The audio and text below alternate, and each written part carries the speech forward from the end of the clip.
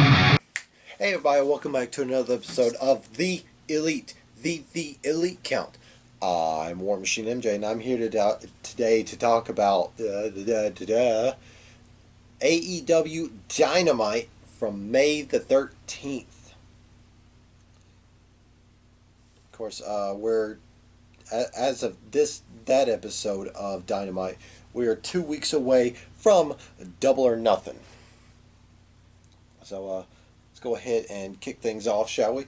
We kicked the show off with Lance Archer, who once again beat up another ring crew member, or another crew member on his way to the ring, with his manager, Jake the Snake Roberts. Jake said he was supposed to come out there and issue an apology, but he'll apologize when Brandy Rhodes kisses his ass. Gross. And then he just goes on the misogynistic route of a woman's place is here, a woman's supposed to do this, blah, blah, blah, blah. During his spiel, he was interrupted by a truck, namely Cody, revving up his truck to drive like 2 inches into a guardrail that wasn't covering the entire entrance. He pops out the truck. He's wearing business. He's got a suit. He's got a vest. Well, he's got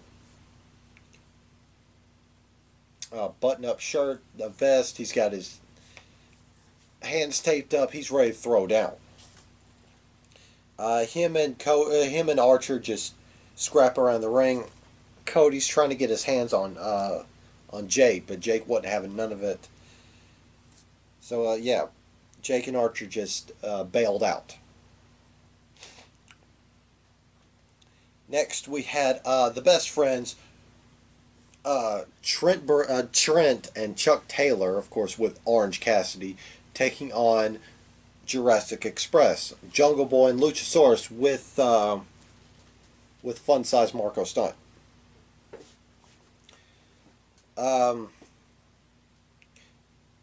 Yeah, this was a pretty decent match. During the match, however, Phoenix just laid out Orange Cassidy because he felt like it. Mostly because these two are going to be in the Casino Battle Royal. Well, the Casino ladder match, I should say. While the referee was distracted, MJF attacked Jungle Boy, and Chuck Taylor put away Jungle Boy with an awful waffle for the pin. Afterwards, Wardlow just lawn darted Marco Stunt. Yeah. Next, we had Jon Moxley, who was pressed for an interview, but yeah, he wasn't having none of it. I mean, I wouldn't get that man's way either. He got his ass kicked last week, and of course, he got his property stolen. I would pay money to meet anybody in a better mood than that. Anyway, next we had Fatal 4-Way women's match to determine Nyla Rose's opponent at Double or Nothing. We had Hikaru Shida, my all-elite wifey, taking on the bad girl Penelope Ford, taking on Dr. Britt Baker, DMD, taking on Chris Statlander. Now, this was a fantastic match, just a car crash between all four of these ladies. The finish saw Hikaru Shida put away Penelope Ford with a running knee, while at the same time Britt Baker had Chris Statlander in the lockjaw.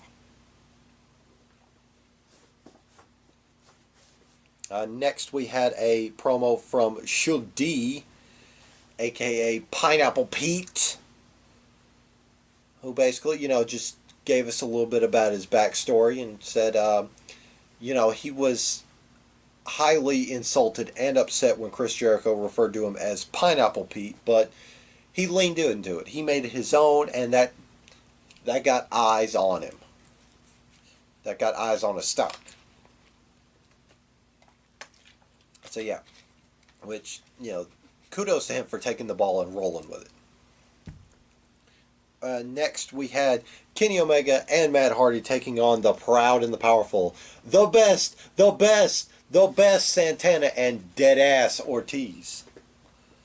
Um, Proud and Powerful came out first, followed by Kenny Omega, which they jumped, and then Matt Hardy, who was uh, who was channeling his inner Damascus, took their sweet time getting down to the ring to help Kenny.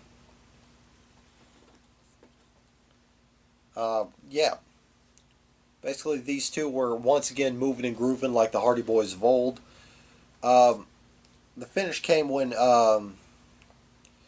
Kenny Omega hit Ortiz with a V trigger, and Matt Hardy followed up with a twist of fate. So they got the victory. Next, we had Taz attempting to apologize to Darby Allin for what happened. Of course, he then well, yeah, he then corrected himself, given insight on how the end of the match played out. Basically, he told Darby Allin, he said, "You went for the coffin drop, but you hit Cody, and you just carried just a little bit too far," which Cody capitalized with a very simple tilt. Of course, Darby Allin fact checked him with telling him he placed third in shit, I forget what state, but he said he placed third in state wrestling, state level wrestling. Which, yeah, my vibe from this promo was they made Taz look like a dick. Like, I get it, he's trying to give his own insight and advice and whatever, but it's just made him sound like a dick, like a condescending dick. Next, we had a Hikaru Shida interview, which it's nice to hear her talk. I mean, her English is pretty good. Yeah, basically, just the usual stuff. What do you expect going in? How do you feel? Blah, blah, blah, blah. Nyla Rose interrupted, basically saying, hey, peace offering. I've got you a present. And then she proceeds to just crown Hikaru Shida with a kendo stick. And then, without missing a beat, just yelled, "I found your kendo stick, bitch." It's great. Um, yeah, next we had MJF taking on, and if you want to call it a match, Lee Johnson. MJF just embarrassed this man all across the ring. Lee Johnson tapped out to an armbar. Afterwards, MJF basically took shots at Jungle Boy, who, they'll be squaring off at Double or Nothing, and then said that he will be taking on Marco Stunt next week. So, yeah. Next, we had Chris Jericho with the Inner Circle taking on Pineapple Pete. Of course, should be. Pineapple Pete got, he rushed Jericho after Jericho just kind of paintbrushed him. He rushed him, just a flurry of offense, but Jericho, quick as a hiccup, hit the Judas effect, 1, 2, 3, onto his next piece of business.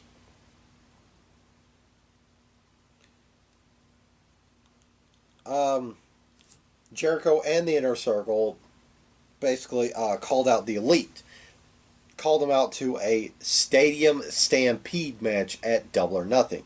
Basically, they're going to run wild all over the the Jaguar Stadium, whatever it's called. But yeah, he said the Inner Circle weren't going anywhere until they heard from the Elite. Vanguard One showed up to accept on behalf of the Elite, and Jericho said, "Well, Vanguard, our invitation's still open if you want to join the Inner Circle." But then Jericho said, "We rescind it because we've got a new member, Floyd, which is a baseball bat that they used to beat the holy hell out of Vanguard 1. Matt Hardy then entered to pick up the pieces of Vanguard 1.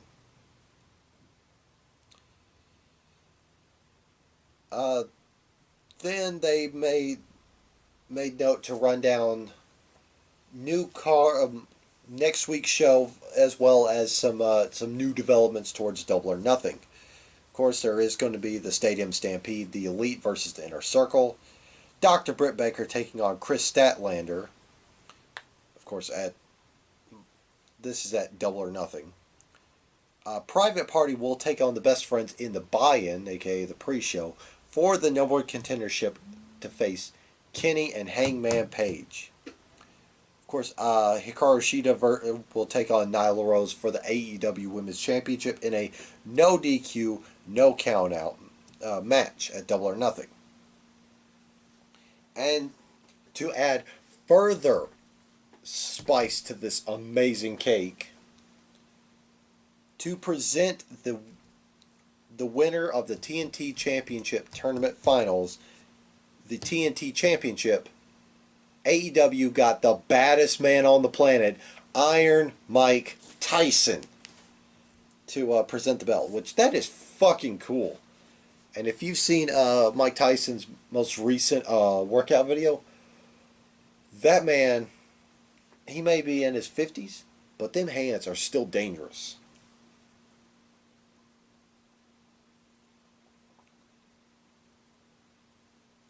But yeah, they then rain down some of the stuff that will be happening next week. Of course, we're getting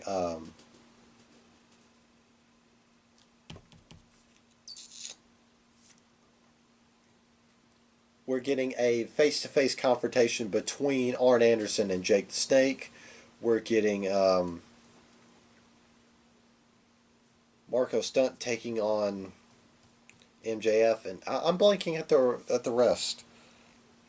As of this recording, the casino the casino ladder match at Double or Nothing is up to 5 members with Darby Allin, Colt Cabana, Phoenix, Orange Cassidy, and SCU's Scorpio Sky. And finally, in our main event, we had the self-proclaimed AEW World Champion, Mr. Brody Lee, taking on SCU's Christopher Daniels. Of course, everything Christopher Daniels did was to no avail because Brody Lee had everything in the palm of his hand, and he put down Daniels with the discus lariat. Even though SCU and Colt Cabana hopped the guardrail to beat up on the Creepers, Brody Lee still got the victory. While the Dark Order and Brody Lee were celebrating in the ring, Mox comes through the arena, beats up on Dark Orders, beats up on the Dark Order Creepers, and said he can admire guts, but he will not suffer disrespect, and he will be taking back his championship, and he will be giving Brody Lee the receipt. So yeah. That is the May 13th edition of AEW Dynamite. And that's going to be it for the show. Remember, if you miss Rod's opinions but not his face, he has a podcast, Prime Talk with Rodimus Prime. Go check it out. Make sure you call him an asshole on behalf of me. That being said, I'm War Machine MJ, and I will see you guys next time. Bang.